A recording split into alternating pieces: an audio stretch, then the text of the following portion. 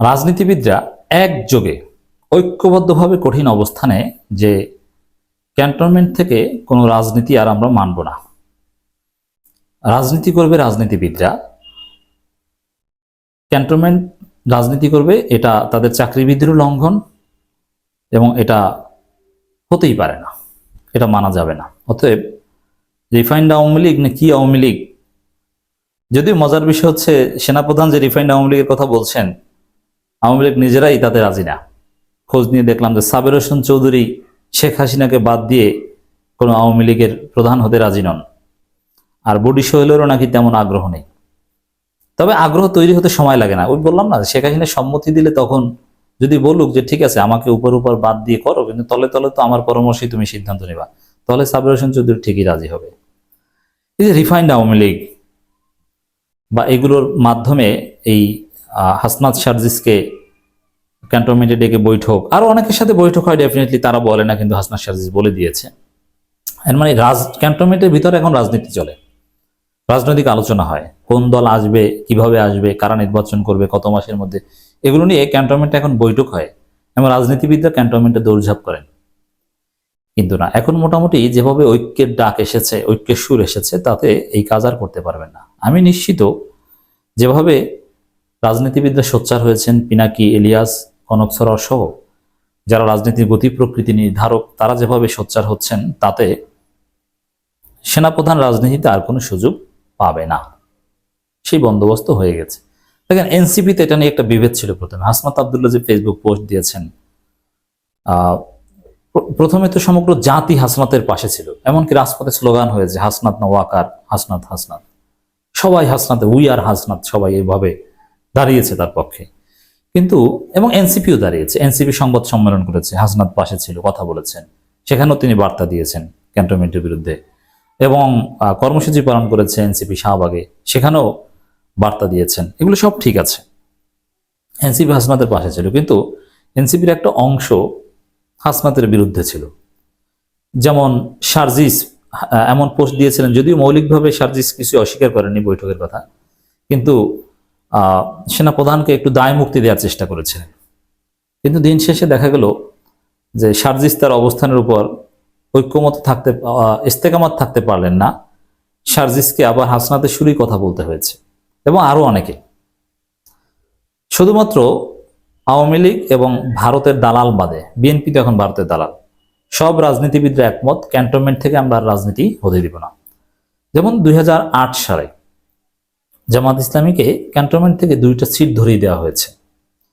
অতএব উপরে জামাতের কিছু লোক যাই বলুক, জামাতের লোকজন ঠিকই জানে এবং এবার সচেতন যে কোনো ভাগ বাটোয়ারা বন্দোবস্ত নির্বাচন আমাদেরকে 6-7টা আসন ধরিয়ে দিবে, এটা আমরা মানব না।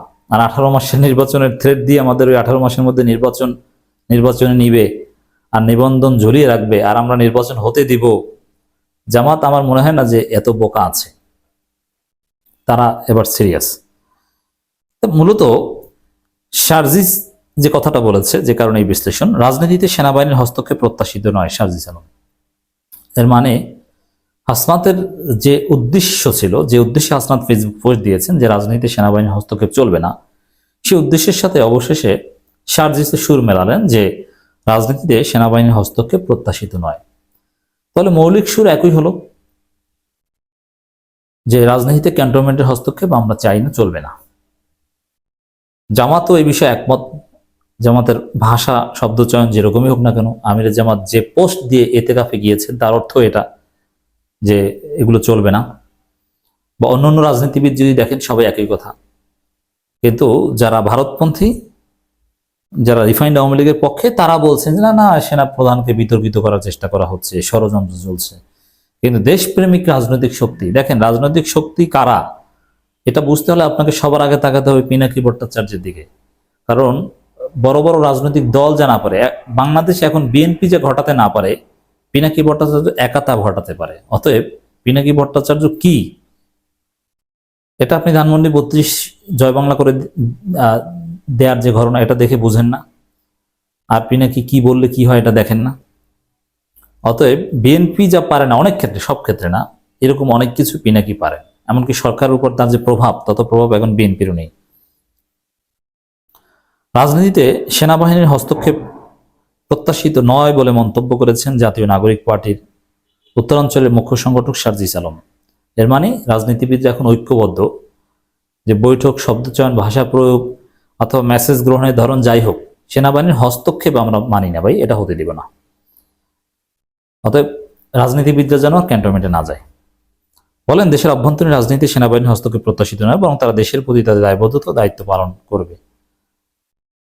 সার্জিস আলম বলেন, সেনাপ্রধানের সঙ্গে বৈঠক নিয়ে আমাদের মধ্যে কোনো মতানৈক্য নেই। দেখেন, প্রথমে সবাই বলেছিলেন না যে হাসনাত এক কথা বলে, সার্জিস আরেক কথা বলে, কিন্তু আমি ব্যাখ্যা দিয়েছিলাম না, হাসনাত সার্জিসের বক্তব্যে মৌলিক পার্থক্য নেই। এখন তো এই সার্জিস বললো যে আমাদের মধ্যে কোনো মতানৈক্য নেই, মানে একযোগে ঐক্যবদ্ধ সবাই রাজনৈতিক হস্তক্ষেপের বিরুদ্ধে ক্যান্টনমেন্ট থেকে। এ সময় তুমি রিফাইন্ড আওয়ামী লীগ বা অন্য যে কোনো নামে আওয়ামী লীগকে ফিরিয়ে আনার গল্প যাতে কেউ না শোনায় এ আহ্বান জানান। এখন কাকে আহ্বান জানিয়েছেন? সেনাপ্রধানকে, যে রিফাইন্ড আওয়ামী লীগের গল্প আমাদের আর শোনাইবেন না। বুঝতে পেরেছেন? সবাই ঐক্যবদ্ধ। গুজবকে বেঁধে উল্লেখ করে তরুণী নেতা বলেন, গুজব বিরোধী সেল তৈরির জন্য সরকারকে অনুরোধ করা হয়েছে, পাশাপাশি জনগণকে সচেতন হওয়ার পরামর্শ দেন তিনি। সার্জিস যে সফরে এই কথা বলেছেন, সেই সফরের যে বিশাল গাড়ি বহর, শোডাউন, এগুলো দেখে অনেকে সমালোচনা করেছেন। It's part of politics. জনগণ তাদেরকে সমর্থন করলে, যদি কেউ টাকা পয়সা গাড়ি দিতে চান, 200 গাড়ি কেন, 2000 গাড়ি নিলেও আমার কোনো আপত্তি নেই। বিএনপির বড় বড় নেতারা শত শত গাড়ি নিয়ে শোডাউন দিতে পারবেন, আর সার্জিসটা দিতে পারবে না। সার্জিসটা ইফতার পার্টি করলে এত টাকা পায় কোথায়, সেই প্রশ্ন আমরা উত্থাপন করতেই পারি, কিন্তু তারেক রহমানের যে ইনকাম নাই 1 টাকাও, আর মাসে খরচ কোটি কোটি টাকা, সেটা নিয়ে তো কেউ প্রশ্ন করেন না। যাই হোক দর্শক, ভারতের দালালবাদে সবাই ঐক্যবদ্ধ, রাজনীতিতে সেনাবাহিনীর হস্তক্ষেপ চলবে না।